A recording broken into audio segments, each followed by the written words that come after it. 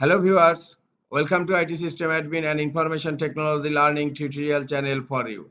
Today in this tutorial I am going to show you how to change text color in Windows PowerShell.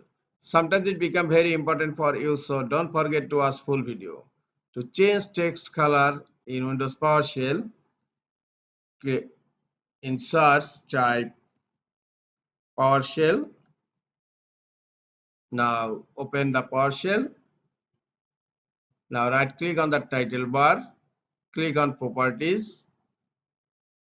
Here in Windows PowerShell property, click on colors tab and now select skin text and then select your favorite color. I am selecting blue. Now click on OK.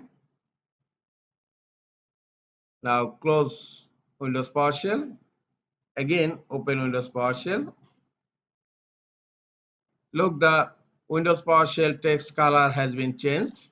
This is all for today. Hope this tutorial is helpful for you. Keep watching for next tutorial. Thank you very much.